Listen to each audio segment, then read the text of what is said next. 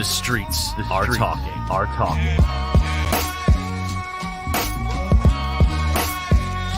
You are now listening to The Box Out, Tri-State area basketball talk at its best. And now your hosts, Kahlil Thomas and Jason Cordner. Let's get it.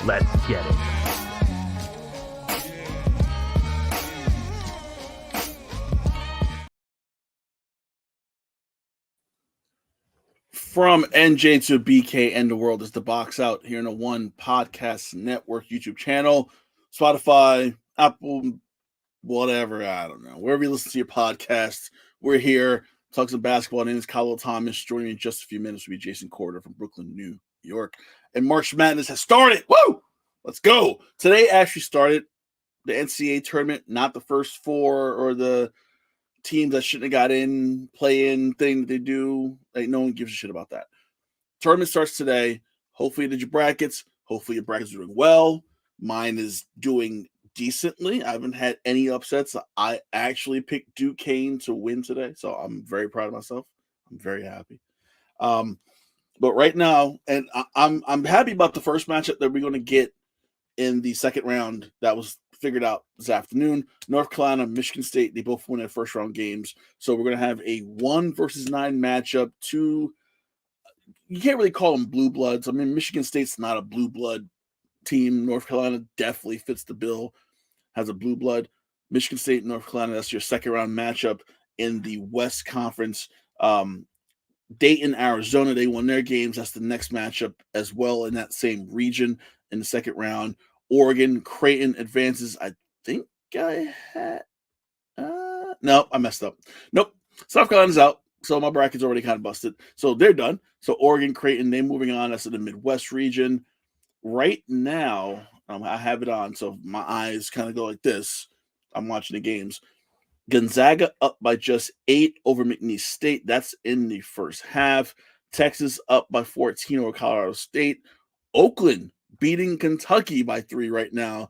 That's with 3.5 minutes left in the first half. Kentucky, the team that I despise the most because John Calipari's a scumbag. Hopefully they lose again. Remember, Kentucky lost to St. Peter's a couple years ago when St. Peter's made their run. So Kentucky has a habit of no showing in the first round of the NCAA tournament. Hopefully that same thing continues and Kentucky continues to shit the bed, because that'd be awesome for me, because I'll get nothing but joy from this. Since this is a show, Jason and I are both from the Tri-State area, we have to talk about the two teams locally that did not make the field of 68, and that's Seton Hall and that's St. John's. Both teams deserve to get in. Now, for Seton Hall, I think they started really hot in Big East play. I think they're like 6-2 and just fell off completely. For St. John's, kind of the same thing. They're kind of up and down in conference play, got their shit together once, Rick Pitino went on his rant about how bad his team is and how no one moves laterally and blah, blah, blah, blah, blah. They end up winning their last 6 games going into the Big East tournament. And listen, we talk about metrics a lot on this show sometimes, and talk about the numbers and talk about ratings and, where a team is rated, net ratings. You talk about strength of schedule, which St. John's had. St. John's strength of schedule was very, very, very difficult. Their net rating was in the 30s, which is kind of like Indiana State, who also didn't get in the tournament as well. Rick Pitino made a good point. Like, you talk about net ratings, our net rating was like a 35, 36. That means nothing now, right? Strength of schedule, they had that. They played everybody. They played big games at the Garden a couple times. I think they played at UBS in Long Island once against a major team. They played a lot of difficult teams, and I think that was the idea. Even if they didn't win those games, I think the idea Rick Pitino had was, we may not win all these games, but we could at least have, hey, we went and we got the games that we wanted to get. We faced a lot of difficult teams. Even though we didn't get those wins, we put the effort out to get those games. Now, different story, if they would have won those games, they would have made the tournament. They would have been playing, in Salt Lake City or Pittsburgh or Omaha or whatever the hell. I think Rick Pitino has a point. I think when we talk about the NCAA selection committee, right? And think about it. The Big East got 3 teams in. That was it. They got 3 teams in the tournament. Now, I talked about how the Big East was kind of like top heavy and maybe 2 or 3 bids was deserving. But look at a Providence that should have got in, Seton Hall, St. John's. Look at the ACC that was having a down year. They still got their teams in. I still think the Big Ten is the best basketball conference in America. They got their teams in, which they deserve. I think this year was a matter of the Big East having, unfortunately, just beating up on each other for the whole season. And you have these teams that just play these physical styles and just beat each other down to the point of you're kind of canceling each other out throughout the season, right? The more St. John's played Georgetown, UConn, Creighton, Seton Hall, they beat themselves up and they kind of started to cancel each other out. St. John's didn't get their together until way, way, way too late in the season. I think that was the biggest issue. As I bring in Jason Corner from Brooklyn, New York. Jay, what's popping, bro? Not much. Had a little technical difficulty, but I'm here now. All right, all good, all good. So, how's your bracket looking right now? So far it's all right. It's all right. How's yours looking? Did you have Duquesne? I did. Yeah. All right, I we're did. good. We're good. We're good now. We're good now. All right, so I'm talking about St. John's and Seton Hall because I feel like that locally for us, those are two teams that kind of matter from Selection Sunday. I tried to do the show on Sunday, could not. I forgot there was a game that night, and I couldn't double dip, so we couldn't do a show like I wanted to on Sunday. I was so livid on Sunday. I was like, I couldn't believe the Big East only had 3 teams that got in. I couldn't believe that. Talking about before you got on, I was talking about how I think the Big East teams kind of started to cancel each other out as the season went on. I think so too. Yeah, that's what started happening. As much as Rick Pitino irritated me after he had that rant a few weeks ago, he made a good point on Sunday night. Like, we talk about metrics and net ratings and strength of schedule and who did you play, who didn't you play, and St. John's checked those boxes. St. John's had a net rating in the 30s, and then their strength of schedule was crazy. They played everybody. Yep. Was it a matter of they waited too late to get good, or was it a matter of really the strength of schedule means shit. Strength of schedule means nothing anymore. It's like, win those games. Forget the strength. Forget who you play. Just win those games. Win the games. Yeah, I think that's pretty much what it came down to. And same thing for Seton Hall. I thought Seton Hall was a bubble team. Definitely, they could have made some noise. But I think what also has to factor in, there was so many teams won their conference tournaments that had no business winning the conference tournaments. And I think they said with 5 this year, that was the most ever in the history of conference play. Usually you get 1. This year we got 5. So they took up a lot of spots. So kudos to those teams that, made things happen for themselves. Yeah, I think those teams winning those conference tournaments, and then obviously the teams that won the regular season conference tournament having to get the at-large bid definitely screwed Seton Hall and St. John's. Was Seton Hall a tournament team, in your opinion? I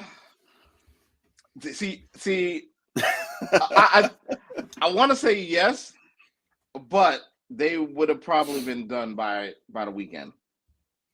Yeah, I didn't feel them.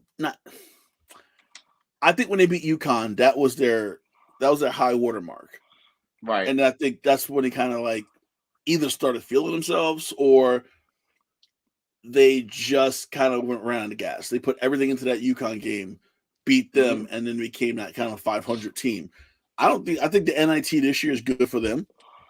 I'm bummed St. John's didn't take it. And who was the coach that kind of shit on teams and didn't take NIT bids? Was it Tom Crean? And Pitino, if they had another coach outside of Pitino, they would have went. Pitino's like, F this. I'm not doing this. But I feel like teams who go to the NIT are teams that want to go to NIT, win the NIT, and go to the tournament committee and go, like, we're good. I think that's the whole reason you still have the NIT. Those other tournaments that, whatever, the collegeinsider.com posts, whatever. No one cares about that one. But the NIT is the one where you can actually win it if you're a bubble team and go to the committee when you with that trophy and go, you know what, we won this. We should be in the big one, but we'll take this instead. I think it was a missed opportunity. I agree. And it wasn't just St. John's. There was a few other good teams that didn't want to do it. Yeah, Pitt didn't take it. I can't remember. I think it was an SEC team who said, we're good.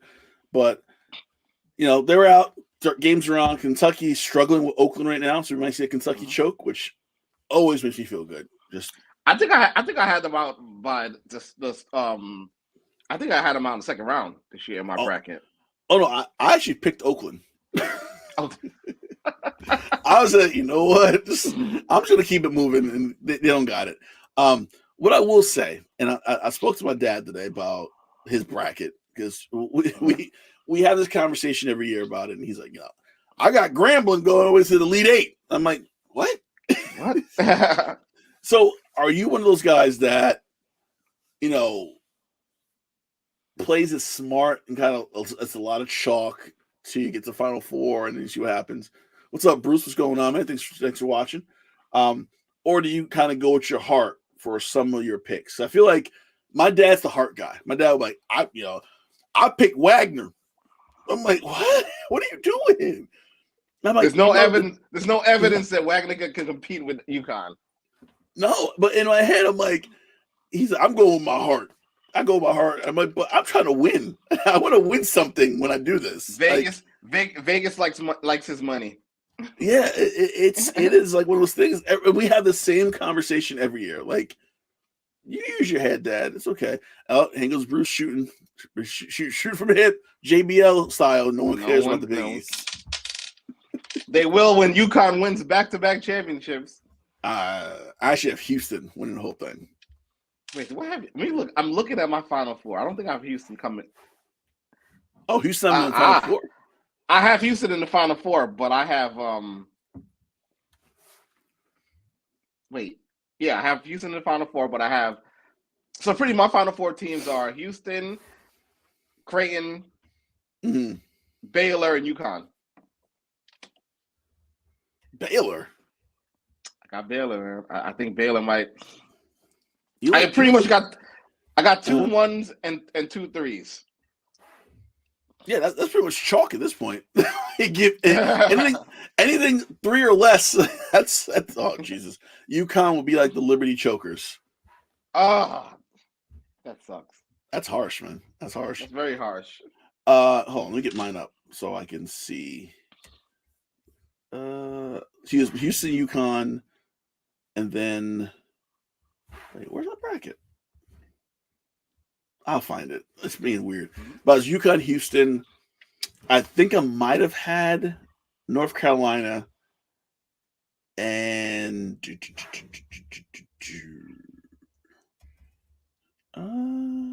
Tennessee. That was the other one.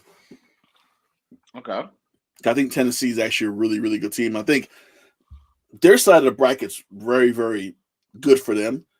I think going into it, I think the phrase they use from like when the World Cup has their group of death, the bracket of death is the East. The East is probably the strongest bracket I've seen in years because they just put all the good teams together. Like, okay, you guys just go fight this out. It's UConn, Stetson, FAU, Northwestern, San Diego State, UAB, Auburn, Yale, BYU, Duquesne, Illinois, Morehead State before they got knocked out. Washington State, Drake, Iowa, South Dakota State. Duquesne already beat BYU. Illinois advanced. Auburn's good. I think UAB can make a run. I think UAB, even though they play in like a really shitty conference, they're a good team. FAU can make a run again to the Final Four. I watched them. I think I watched them play a couple times down the stretch, and I'm like, it's the same exact team. Like I think they lost one player from the Final Four team. I feel like UConn. If you watch the Seton Hall game and you watch the Creighton game, you know how to beat UConn if you watch those 2 games. And if you follow their blueprint exactly, you could beat UConn. And I think that's the problem. With all 68 teams, even a team that in the first 4, there's flaws in all these teams. It's crazy. There's not one team that I felt overly strong about. I agree. Even Houston, who I picked to win, Iowa State smoked Houston twice. So I'm like, there's a flaw in every single team in this field. So it's going to be about matchups.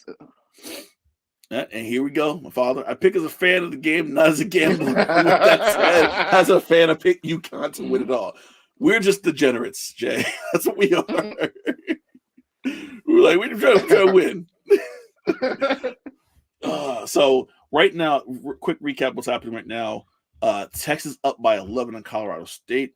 Oakland up by 3 over Kentucky as they move into halftime. Iowa State up by 8 over South Dakota State. And I think that is it right now. There's other games coming on later. So I got the fast break on if anything happens. Kentucky has the ball. 3 seconds left in the half, and they just threw it away. Go Cats. All right.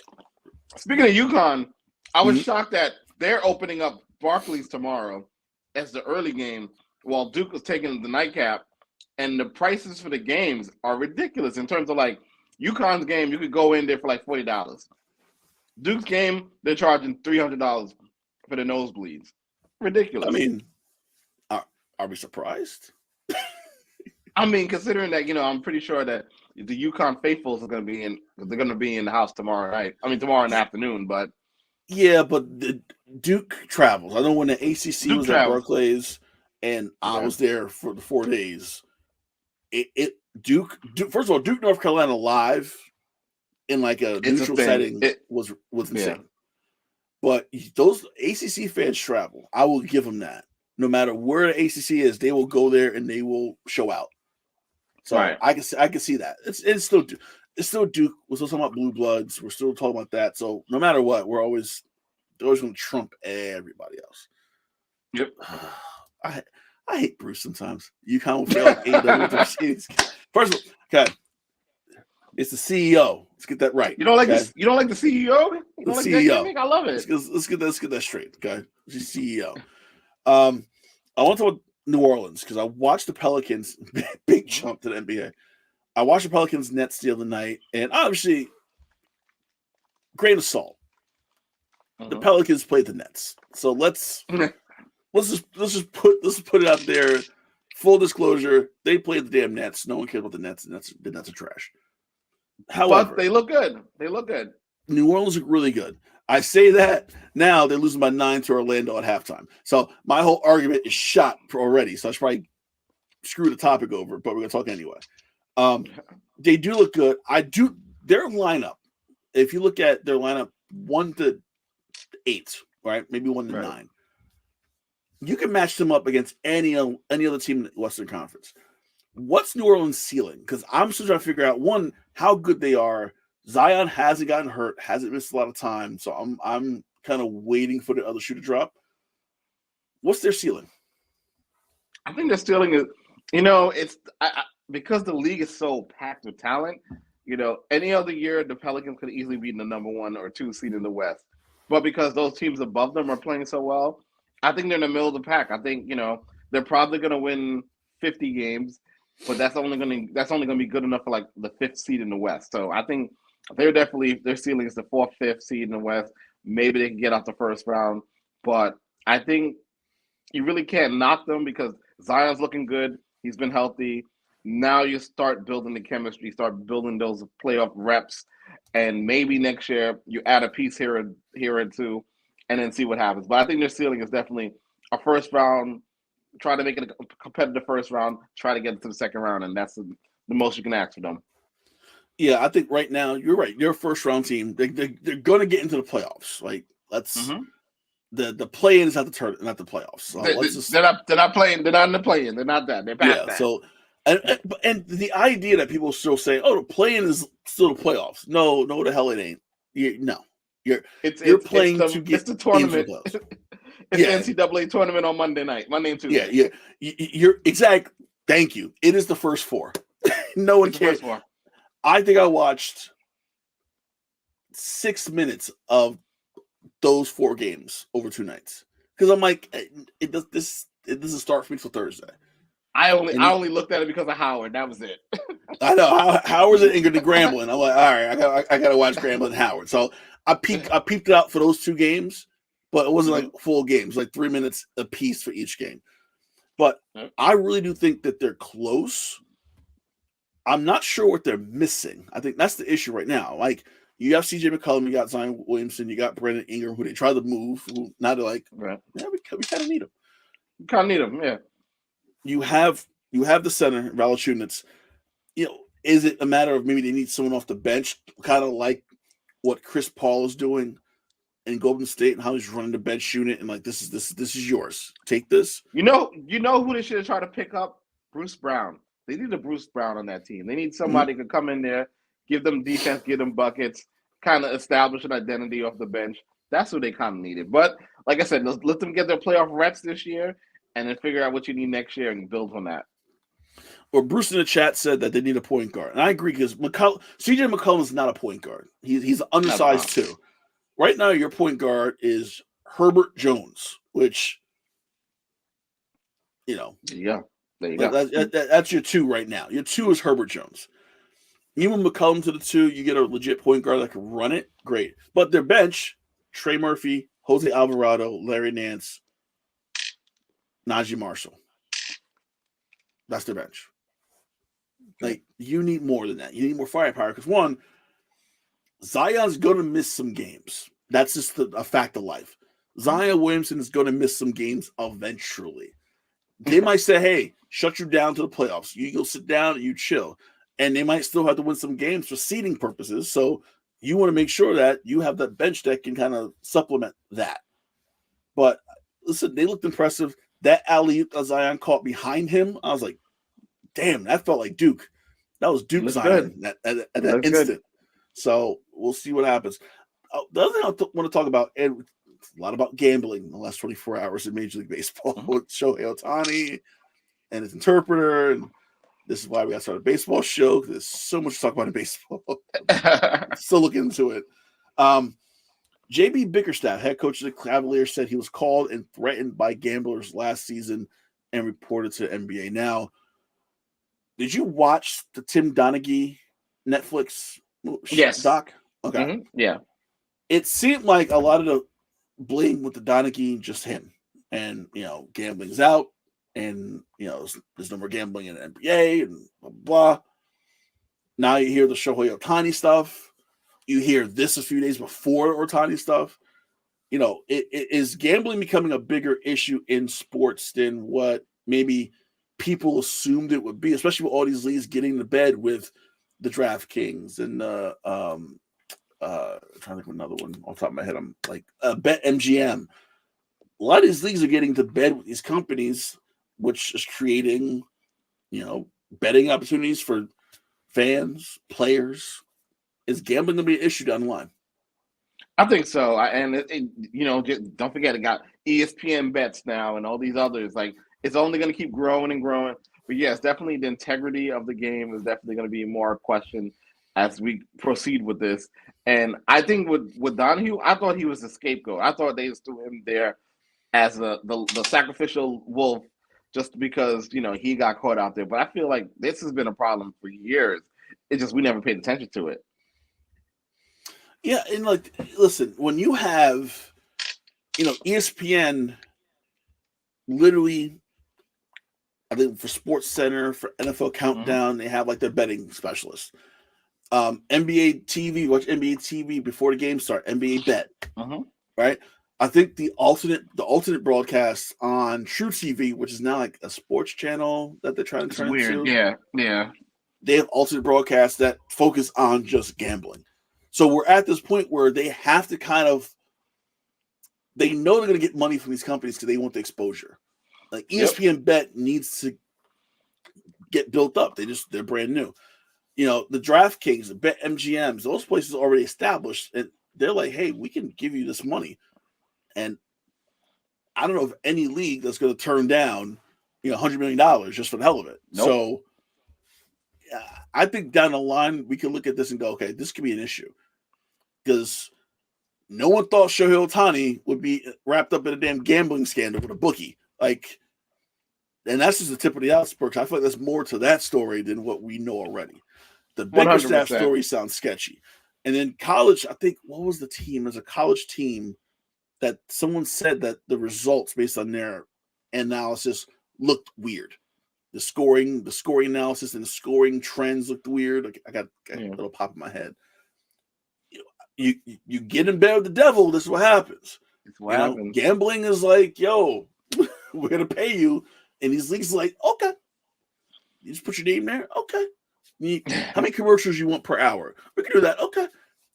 we're going to hit an issue where NBA players be betting, going to the locker room at halftime and at halftime. Mm-hmm. It's be Imagine Arizona State. They go checking their phones in the locker room at halftime. Like, oh, I got to start piling back.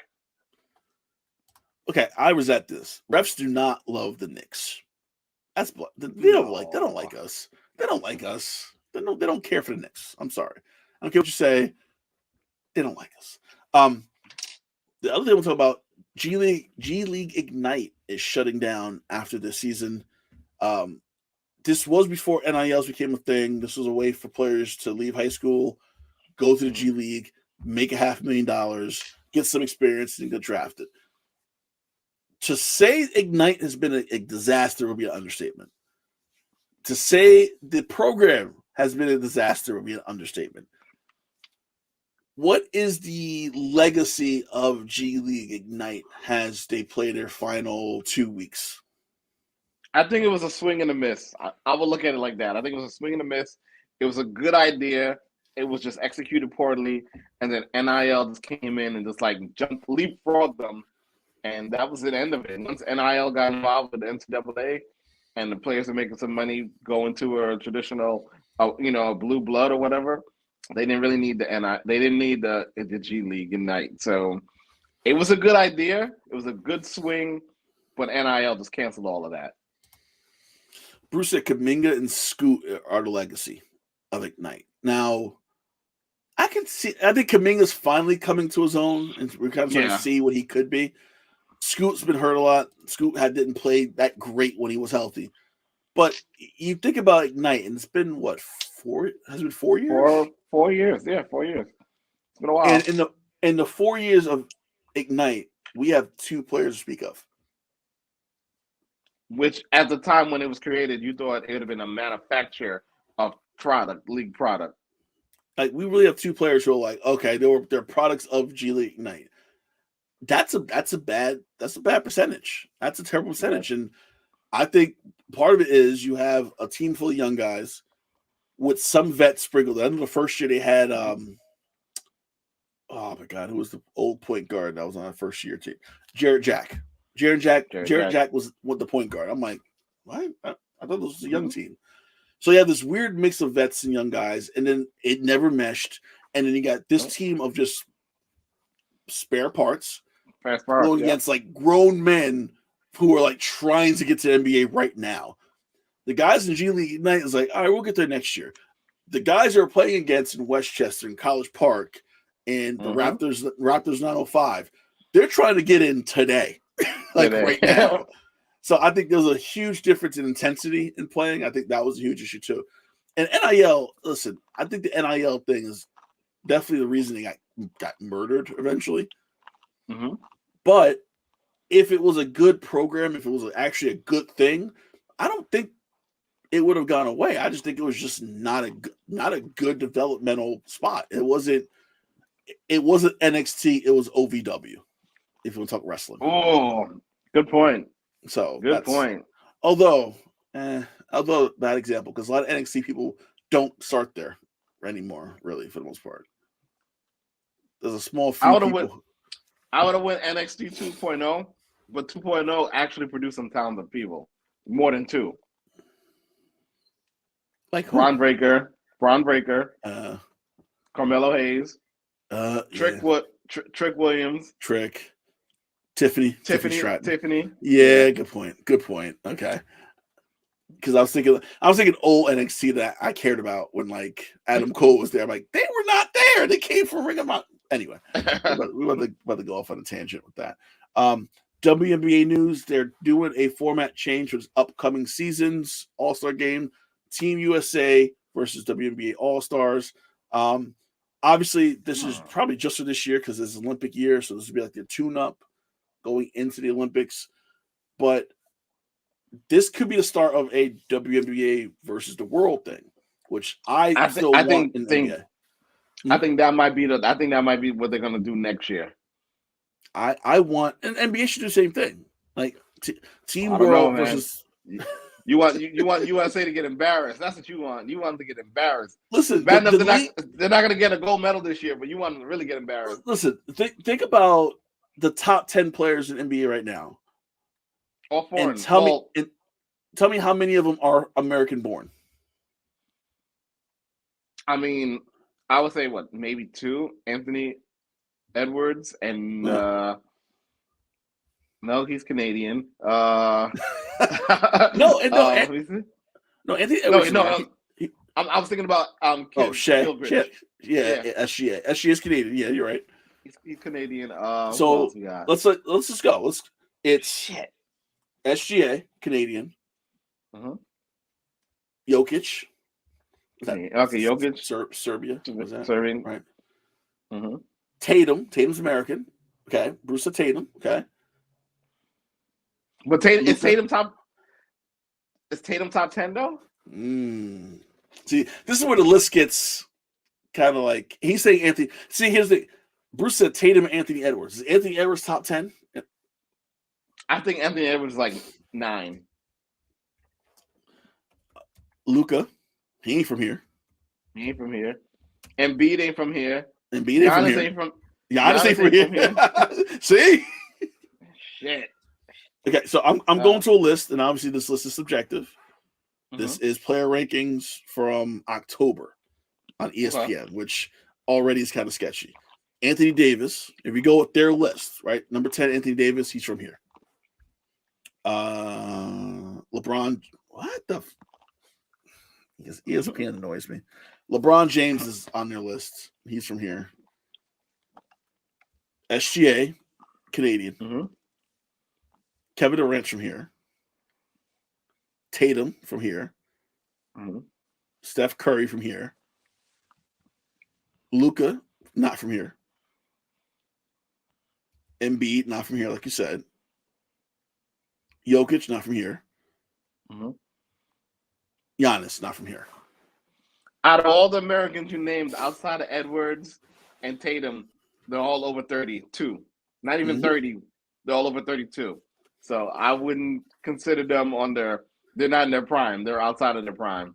I mean, even reading this list, I'm like, what? I should have known, but LeBron, number 9. Like, LeBron's not top 10 anymore. I think we need to get that. The idea of LeBron as like a top 10 player in the NBA, that died a couple years ago. LeBron is a spectacle. He's Kobe towards his latter years. That's what he is. He's just there to get checks. He's just there and wait for Bron. Get checks, break milestones, and wait for Bronny. That's it. And wait for Bronny. That's all we're doing. Wait for Bronny and get the checks. Maybe make a movie. No more Space Jams though, because I finally watched Space Jam. Ooh. Holy shit! That was a bad movie. That was like you know. You know what's worse than Space Jam's? House Party. But carry on. I'm not seeing it. I'm not watching that. I'm not. First of all, because sometimes when you look at, do you have cable or do you have are you streaming? I stream.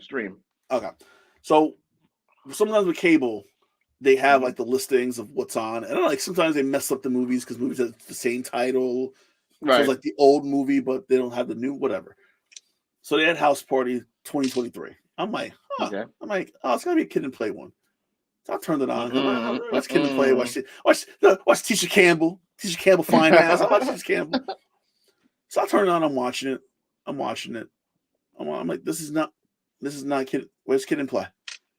What is this shit? Oh, they're in it. They're in it. They're in the movie, but they're in the Illuminati. But that's a whole nother story. So I'm watching it. I'm like, this ain't House Party. I'm like, so I did some research and realized, oh, they remade House Party. Oh, click. Like, I'm good. I'm good now. Where's Tisha Campbell? I miss Tisha Campbell. Where is that Dick Gregory? I don't see Dick Gregory in the movie. That's a problem.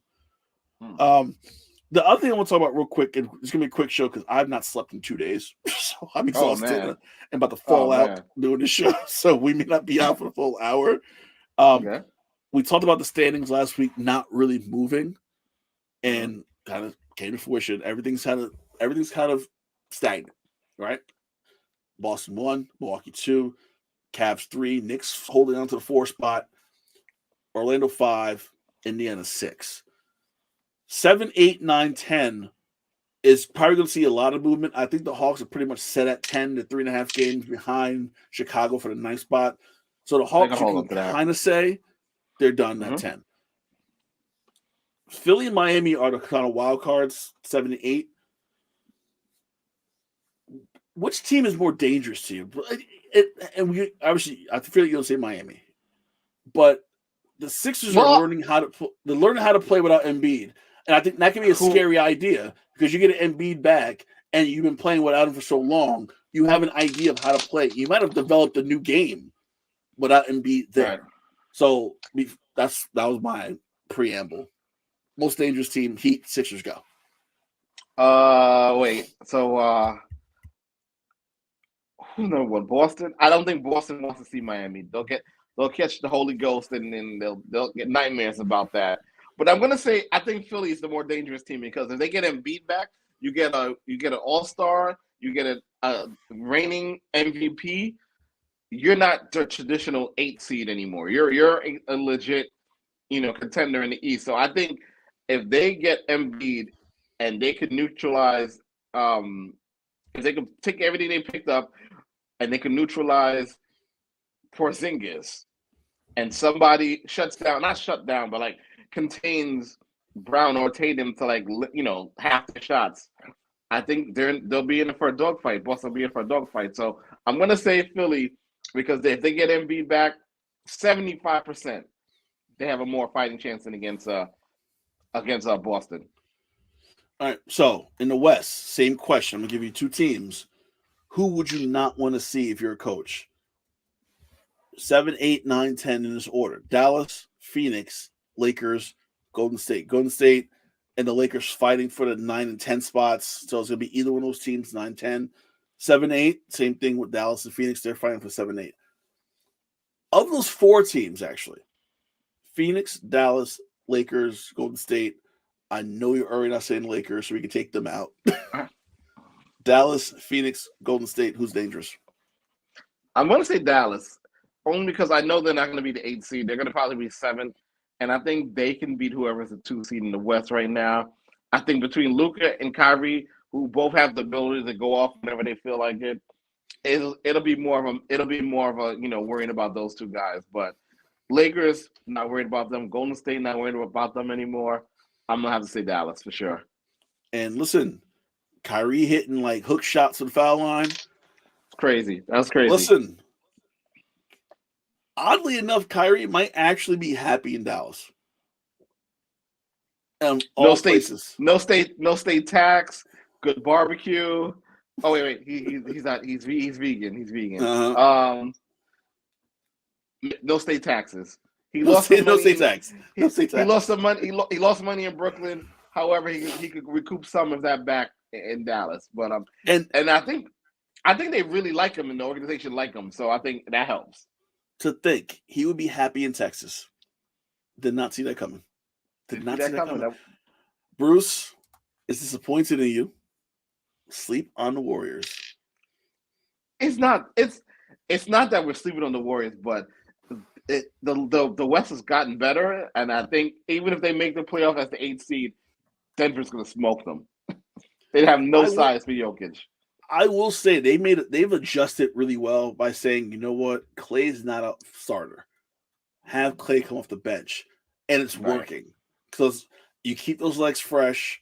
Klay doesn't have to go play 35, 40 minutes. You can give Klay 25 and you go out there and ball off 25, you come back, sit down. So I think in that case, I think they're dangerous because they kind of figured out a lineup quirk where I agree. You can still play Kyrie, Steph, Draymond those last 4 minutes, but you're not playing Klay a whole bunch of minutes. And Draymond's Draymond. I feel like you're just going to take what he can and can't do. He can run. He plays defense. He can kind of run the team we need him to. I just think Golden State figuring that out, and I feel like Kuminga, and Bruce mentioned it in the chat earlier about his development. Kuminga's developed better than I thought and quicker. Because after the Weissman thing, I was like, oh, Kuminga's next. They're going to dump him. And Kuminga's like, and I think Steve Kerr was kind of like, you need to get it in gear. And said it publicly. He's like, and Kuminga came to him and said, I want to do more. And he's like, okay, good bet, go. And he's kind of taking it by the horn. So I think if any of those three teams in the play-in, Dallas, Phoenix, Lakers get to Golden State, that's going to be tough. Golden State against the Nuggets, I'm not saying Golden State wins the series, but I think you would have to have a few second thoughts about that series. You go, okay, is it going to be as easy as Denver think it would be against Golden State? Right. I agree. So it won't be a complete blowout. It'll be close, but it won't be a complete blowout. Quick update. Texas up by 8 over Colorado State. They're in the second half. 3 minutes left. Sorry. 18 minutes left in the second half. No, wait. That just jumped. Yeah, I was right. 47-38. Texas on top. 3:47 left in the game. Kentucky, because the game, I'm on a fast break, so it just keeps jumping. Right. Oakland up by 1 over Kentucky. Their second half just started. And at halftime, Iowa State beating South Dakota State by 7. Let's go, Oakland. If Oakland wins, I'll get me a nice Oakland 3/4 zip. And, oh, what? We got Kyrie's a crash getting ready to happen. Your thoughts, Jason? We'll see. I mean, if they get bounced early in the first round and he feels like he has something to say and he lashes out at management, then it's definitely crashed. But I'm going to say otherwise. I'm going to say he's been an ideal citizen. For Ramadan, they took care of him. They made sure they had food ready for him after he broke his fast. I think he likes it there. I think Mark Cuban and him are forming a nice little friendship. Luka's not pouting about Kyrie and his shots. I think things are working. Like I did not see Kyrie having a good year. I didn't see Anthony Davis having a healthy year. Mm-hmm. But I did see Ben Simmons, being Ben Simmons. You did see Ben Simmons not playing. That's what you saw. Yeah, pretty much. All right. Last conversation, wrestling. I want to say this before we go. I didn't watch SmackDown. It's Friday night. I was out because, I try to go out on Fridays and not sit and watch wrestling anymore. You don't need to watch SmackDown. Just watch the highlights the next day on YouTube. That's what I did. So Saturday said, that a rock concert. I'm like, I hate these things. They brought back his old theme song, Hollywood Rock. All right, bet. The best part of that promo, which was the most sinister shit I've ever seen. We're talking about Cody, Mama Rhodes. I'm going to beat you, son. And I'm going to walk up to you and say this in your ear. And dudes start singing You're Welcome from Moana. I was like, God damn, that's some sinister shit. Oh, my God. And says it with a smile. I was like, oh, my God, that was great. I'm scared. The best thing that happened for the WWE was the fans lashing out about Cody not getting to finish the story, and they made The Rock heel. We would have not got any of this material. Thank you, Cody Crybabies. I almost wanted to show my daughter because she loved Moana. I wanted to show my daughter that clip because obviously she's 4. She doesn't know that Maui is this guy. But when he starts singing, You're Welcome, I'm like, what? Wow. I forgot he was in that movie. Yeah, he was Maui. I'm like, about that. Oh. But then, and here's the worst part because Rock's been going in on Cody. So you knew on Monday Cody's going to cut a promo, and I'm like, he's going to curse. Because he's got a curse. Called him an asshole. Little dick syndrome. I'm like, did he really get his comeuppance over The Rock for that? Because it was like that promo just is like, I'll tell you what though. I'm on the fence. I'm not going to WrestleMania. However, that Raw before Mania is in Barclays. I'm really on the fence about. And the advertising The Rock will be there. I'm on the fence about going to that show. April, that's 2 weeks, right? Yeah, 2 weeks. April 1st or 2nd. I think it's April 1st. I think April 1st is on Monday. I'm actually off that week from work. Thinking about it. I can't do it. I haven't been to an AEW show yet. I can't give my money to WWE, and I've not been to an AEW show in the 4 years I've been around. I'm not doing it. AEW, I will say this, and Bruce is going to shit on this opinion. The ratings don't reflect it because it's ratings, and who cares about ratings and how they measure ratings, whatever. the last 3 Dynamites have been the best Dynamites since the start of the company. Because everything just seems like focused. Everything seems like, okay. Yeah. Stay on the plan. We got this. We got this. We got this. We're not doing anything overly crazy. We're not doing anything stupid. We're focused on this. Ospreay, star. Okada, heel, awesome. Monet, get her in Rillo because they have unfinished business from before. Everything just seems more like, okay, this is what we're doing. This is how we're going to do it. And Tony seems more focused, and I feel like he has people in his ear like, slow it the fuck down. Yeah. I agree with that take. So I'm waiting for Bruce to say something. Bruce can just shit on that opinion and just go, Ospreay sucks, Okada sucks, or something. I don't know. Although Okada's a heel. The one thing I don't understand with AEW is like Collision is so much.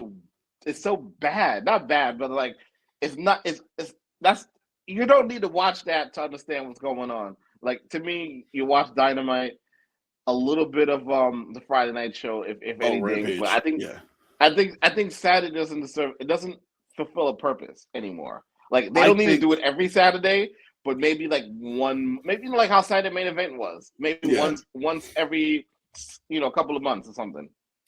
I think they're kind of stuck because that was supposed to be Punk's show. And Punk was running that show. So I think now they have this show that was really meant for Punk, FTR, and the friends to kind of counter what the Bucks and Omega does on Wednesdays. And now they have this show that's kind of like, well, this wasn't the original purpose. We got to kind of redo everything and how we do it. Ring of Honor. They should have turned into a Ring of Honor show on Saturday. That's it. No, apparently Warner Discovery doesn't want Ring of Honor on TV because he's been trying to get Ring of Honor on TV, and Warner Brothers is like, nah, we're good. So I'm like, okay, man, that sucks for them. But I think that's the problem. I think it was supposed to be a CM Punk-driven show, and CM Punk was running things behind the scenes to make it his own show. And now they're stuck with this 2 hours on Saturday night, and they really don't know what to do with it. So that's unfortunate. It is, and the way Collision was going, you definitely saw the difference from the Dynamite. It was two completely different shows.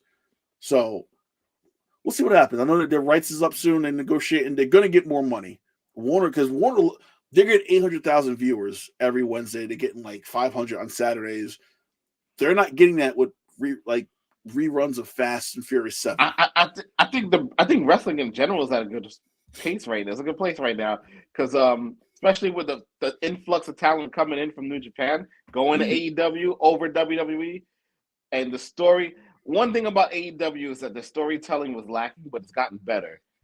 And one thing about WWE was the wrestling was lacking, but that's gotten better. So I think wrestling is in a good space overall.